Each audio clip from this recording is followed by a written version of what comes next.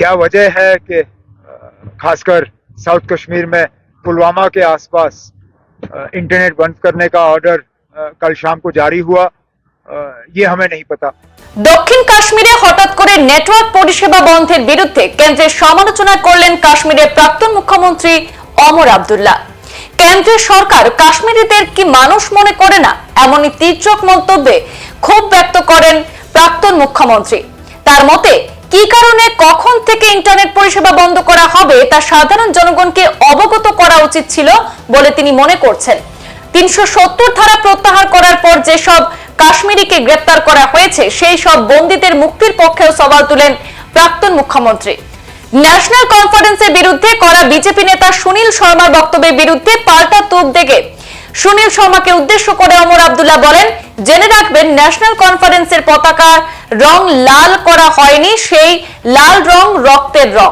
1947 থেকে আজ পর্যন্ত ন্যাশনাল কনফারেন্স দেশের জন্য যত রক্ত দিয়েছে তার হিসেব বিজেপির কাছে নেই বলেই বিজেপি নেতা এমনটা বলতে পেরেছেন। বিজেপি দেশের জন্য কি করেছে প্রশ্ন তুলে পাল্টা আক্রমণ করেন ওমর আব্দুল্লাহ। क्या वजह है कि खासकर साउथ कश्मीर में पुलवामा के आसपास इंटरनेट बंद करने का ऑर्डर कल शाम को जारी हुआ, ये हमें नहीं पता। मुझे भी अब हुकूमत छोड़े हुए 8-9 साल हो गए। पुलिस वालों के साथ या सिविल इंतजामिया के साथ मेरा कोई रास्ता है नहीं। जरूर कोई वजह होगी, क्या वजह है अभी तो पता नहीं चल रहा। लेकिन अच्छी बात ये रहेगी कि जहां जहां ये ऑर्डर जारी किए जाते हैं वहां कम से कम लोगों को समझा दिया जाना चाहिए कि क्यों। लोग बेवकूफ नहीं है, ना लोग इतने भी मतलब सिरफरिस्त नहीं है कि वो इस पे कोई एहतजाज करेंगे, लेकिन समझना जरूर चाहेंगे वो कि आखिरकार अगर इंटरनेट बंद किया जा रहा है तो किस वजह, और कुछ नहीं। जिस तरह सर आपने अपनी स्पीच में बताया कि बीजेपी सख्ती करके हुकूमत कर रही है वादी कश्मीर में, अभी भी हजारों लड़के जो है वो जेलों में बंद, आप किस तरह इस चीज को देखते हैं? अब इस पे हमने न आज ही नहीं, इससे पहले भी हमने इस पे बात की। पार्लियामेंट के अंदर हमारे जो ऑनरेबल मेंबरान हैं उन्होंने इस पे बात की, बिलखसूस हसनैन मसूदी साहब और जनाब फारूक अब्दुल्ला साहब ने।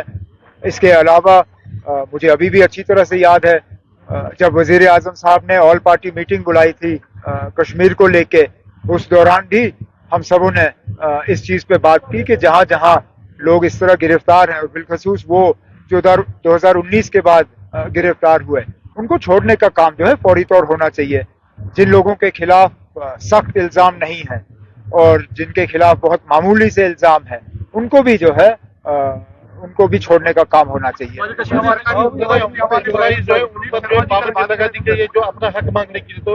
अब ये मैंने कल भी इस पे कहा, मुलाजमों को कोई तो तरीका मिलना चाहिए जिससे कि वो अपने जायज हक जो है वो मांगने का काम कर सकें। कोई ये नहीं कह रहा है कि मुलाजमों को बाहर सड़कों पे आके तोड़ फोड़ करना चाहिए या दफ्तरों में तोड़ फोड़ करना चाहिए या खुदा न खास्ता कोई पथराव करना चाहिए, लेकिन मुलाजमों को या किसी तरह मतलब जमहूरियत में हर किसी को अपना हक मांगने का जो है की इजाजत है। इसी तरह मुलाजमों को भी कोई ऐसा तरीका मिलना चाहिए जिसके तहत वो अपना हक मांगे। अब आप उनसे कहते हो कि आप एहतजाज नहीं कर सकते हो, ठीक है, वो एहतजाज नहीं करेंगे तो उनको बताइए फिर क्या तरीका है जिस तरीके का इस्तेमाल करके वो अपना हक मांग सकें। गिरफ्तारी के हवाले से बीजेपी के सुनील शर्मा कल बोल रहे थे कि एमसी जो है ये अक्सरियत पसंद या अलगाववाद को करवा देते हैं, इन्हें एमसी यानी नेशनल कॉन्फ्रेंस से हटाकर अब सेपरेटिस्ट कॉन्फ्रेंस कर देना चाहिए ना। सुनील शर्मा साहब, नेशनल कॉन्फ्रेंस का जो ये झंडा है ना, ये रंग से लाल नहीं है, ये खून से लाल है। नेशनल कॉन्फ्रेंस ने जो इस मुल्क के लिए कुर्बानियां दी हैं 47 से लेके आज तक, बीजेपी को इस चीज का शायद कोई एहसास नहीं है। हजारों में आज मैं अपने साथियों को गिन सकता हूं जो बंदूक से शिकार हुए हैं। हमें बीजेपी वाले इस बात का ताना नहीं देते कि हम एंटी नेशनल हैं, क्योंकि वो भी दिल में जानते हैं कि ये हकीकत नहीं है। वो हमें ताना इसलिए देते हैं कि हम उनकी बातों पे आते नहीं, हम उनको यहां टिकने नहीं देते।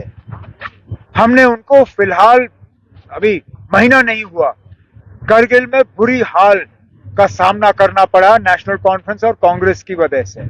इसलिए सुनील शर्मा जैसे लोग जो है हमें ताना देते हैं। नहीं तो अगर उनको लगता कि उनके पास कोई सबूत हो इस बात को साबित करने के लिए कि हम एंटी नेशनल हैं, उन्होंने अभी तक हमें भंग किया होता है ना। मैं आज खुलेआम आपसे बात कर रहा हूं क्योंकि ऐसी कोई बात ही नहीं है। सर, क्या हम ये मान के चले कि एडवोकेट निर्देश का मतलब यहाँ आइंदा कैंडिडेट होंगे इलेक्शन? जनाब, आप कोई चीज मान के नहीं चलिए। कोई कैंडिडेट का फैसला इस तरह नहीं होता। ना मैं मीडिया में कहीं पे कैंडिडेट का ऐलान करता हूं, ना मैं कर सकता हूं। मेरी वो औकात नहीं है तंजीम में। तंजीम सुनिए ना, तंजीम में पार्लिमानी बोर्ड है।